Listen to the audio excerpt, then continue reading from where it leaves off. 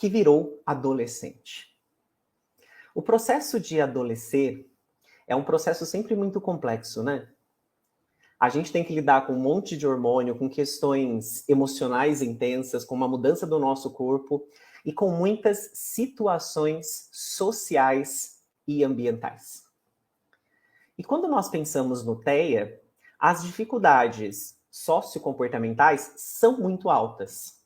E isso é uma característica do próprio transtorno. Se a gente for pegar a definição do transtorno e entender a que se refere o TEA, a gente vai entender que é um sem número de dificuldades, ou um tanto de dificuldades, que acabam afetando a vida desse indivíduo como um todo, e que na adolescência vão trazer prejuízos muito específicos. Olha aqui o que a Associação Americana de Psiquiatria fala para a gente, por definição de TEA, lá na APA, lá no DSM, perdão, no DSM-5-TR, tá faltando um TRzinho ali no canto.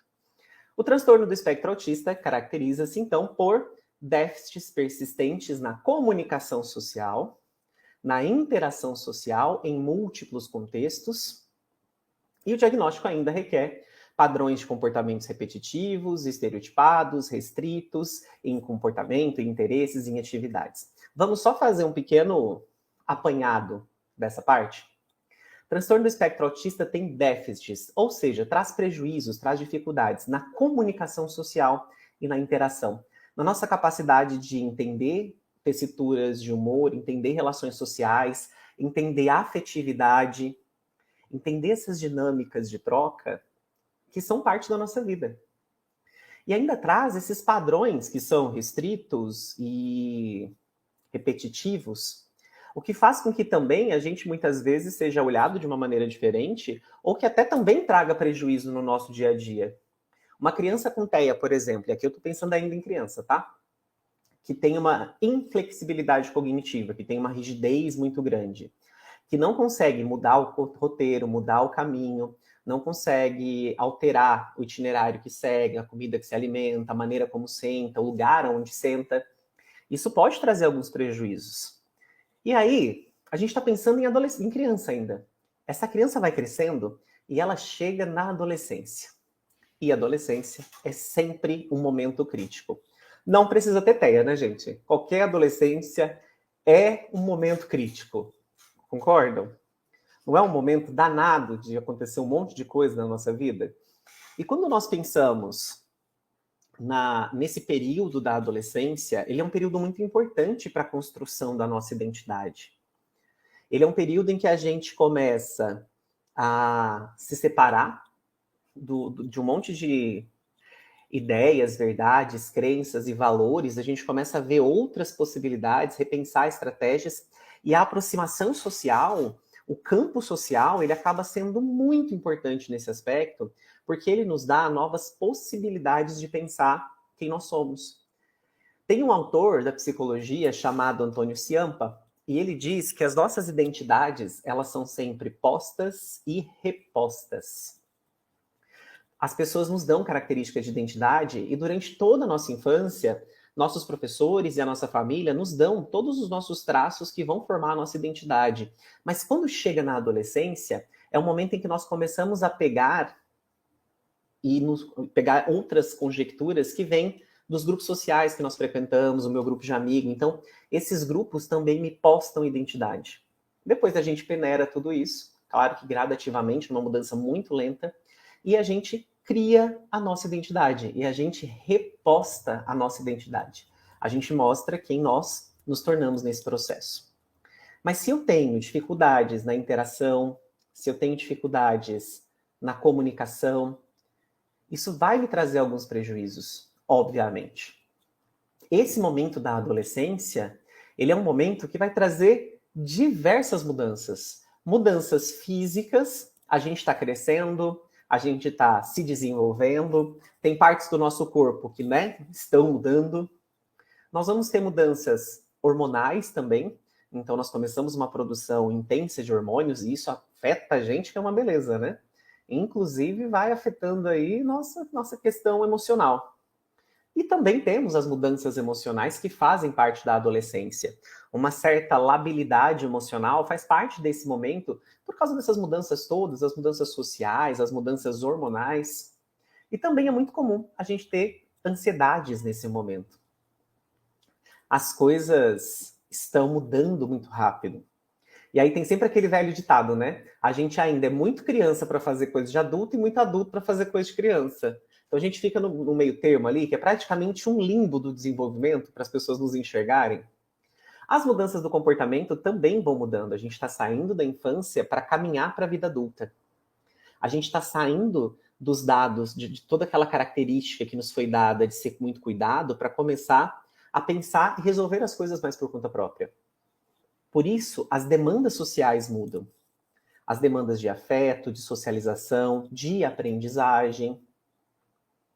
As demandas afetivos sexuais também surgem nesse momento. A gente vai ter um monte de demanda afetivo sexual surgindo por causa desses hormônios que vão ajudando. Vocês passaram por isso, né? A gente sabe muito bem que vocês passaram por isso. A autoestima também se altera muitas vezes nesse processo. A gente tem muito mais responsabilidades. Tudo isso vai acontecendo. E aqui, gente, eu não estou falando de TEA, eu estou falando de qualquer adolescente. Vocês já pararam para pensar que nós passamos por tudo isso? E eu não sei se você é uma pessoa neurotípica ou uma pessoa neurodivergente, mas uma pessoa neurotípica, ou seja, uma pessoa que não tem nenhum tipo de transtorno, ela já passa por essa fase com bastante dificuldade. Eu tô vendo os comentários de vocês, fase difícil. Gente, é uma fase complicada. E quando eu coloco um transtorno nessa conta, quando eu coloco uma neurodivergência nessa conta, a coisa fica muito mais complexa. A adolescência é sempre um período crítico. Sempre. Para todo mundo. E ele se torna um período ainda mais crítico quando eu falo de adolescentes com transtorno do espectro autista. Porque essa criança que agora está adolescendo, ela vai, muito possivelmente, trocar de escola, ela vai para o ensino médio, é uma mudança gigantesca, concordam? Sair do ensino fundamental para o ensino médio, nossa, é um soco no estômago da gente. Tem novos amigos, a demanda de horário muda, as cobranças também aumentam, a gente tem uma cobrança tanto dos outros, da sociedade, quanto nossa própria, de faculdade, de se preparar para o futuro. E não pensem que porque é uma criança com TEA, que ela também não sente essa pressão. Os amigos, os colegas estão crescendo, estão evoluindo, eles estão mudando as suas demandas afetivas, eles estão mudando as suas demandas sociais, eles estão aprendendo e reaprendendo estratégias, fazendo amigos, fazendo escolhas, eles saem, ele tem namoros chegando, ele tem diversas situações que vão chegando nesse momento. Diversas. E esses adolescentes com TEA, mesmo com um nível até mais alto de dificuldade muitas vezes, eles têm a percepção desse ambiente, dessas relações muitas vezes. E quando a gente percebe, quando esse adolescente começa a se perceber e começa a perceber essas mudanças, ele também quer se encaixar nesse funcionamento. Ele também quer sair, ele também quer socializar, ele também quer se encaixar nesse parâmetro, mas ele não tem habilidade social, que é justamente o prejuízo que a gente vai ver dentro do transtorno do espectro autista. A gente não vai se aprofundar nas demandas aqui de critérios diagnósticos e padrões diagnósticos, enfim, até porque a gente não teria nem tempo para isso, né? A gente teria que ter uns 100 números. Mas lá nas nossas pós-graduações, a gente sempre fala dos transtornos, a gente se aprofunda. E nós, já aproveitando para falar de adolescência, nós temos uma pós aqui no Grupo Rema, muito querida, que é a nossa pós de autismo na adolescência.